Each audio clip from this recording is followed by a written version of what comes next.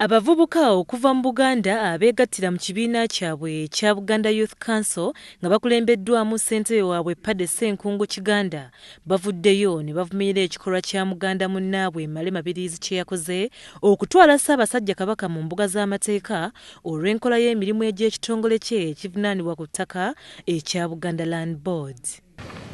Kubiwulirwa omusango Mabirizi Male omukulu oyo bwe yatwala mu High Court ng'awaabira Ssaabasajja Kabaka. Omukulu oyo y'omu era mu musango ogwo asaba kkooti ewe ekiragiro ng'eyita Ssaabasajja Kabaka agende mu Kaguli abeeko ebibuuzo byabuuzibwa.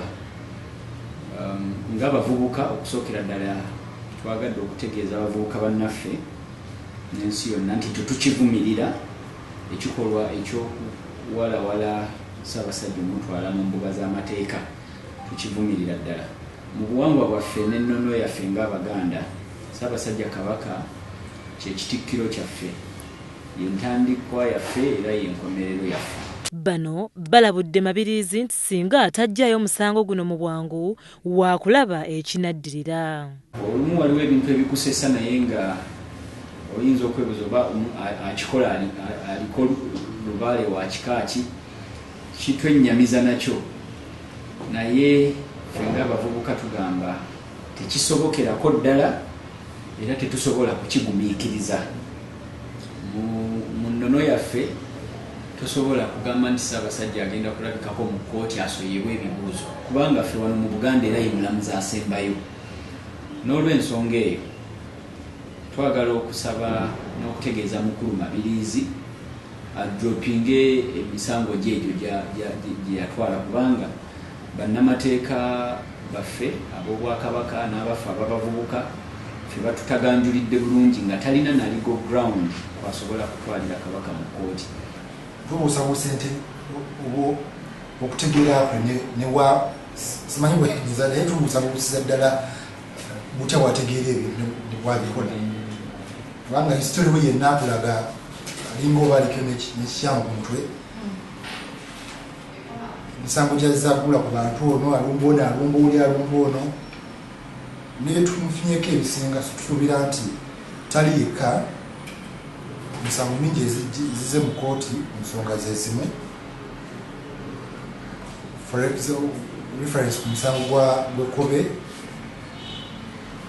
ng'alaga nti asaba ssente ng'omuntu, bw'oviire okusaba ssente ng'omuntu, because omusango gw'Ekkobe yasaba bannamateeka b'Obwakabaka obukadde 7. Obukadde 7 ng'omuntu osobole okuta omusango oguveemu ng'olinga alina personal gains oba financial gains, oba alina obuzibu mu byensimbi ng'omuntu, abeeyo yeekubira omulanga bannayuganda bayinza okumukwatulisa.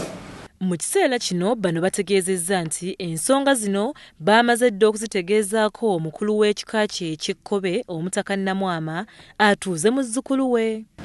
Omutaka Namwama yakulira ekika eky'Ekkobe, mukulu Mabirizi ono ekika Mwava, era mu bbaluwa yaffe Jjajja Namwama tumusaba Namwama tumusaba ng'abavubuka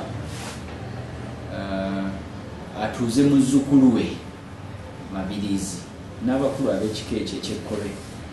Tumanyi bulungi nti ensonga zino nabo babadde baziwulira nga baziraba zibennyamiza, era tulina essuubi ly'amaanyi nti abakulu b'ekika abo bajja kumutuuza bamulambike bulungi. Era mu bbaluwa yaffe Jjajja tumusaba nti omukulu Mabirizi alambikibwe era ategeere bulungi obusukkulumu bwa Ssaabasajja. Tujja kuba bagumiikiriza ng'abavubuka b'Obwakabaka nga tulinda ekinaava mu bakulu b'ekika gye twawaabye era gye twatutte ensonga ezo.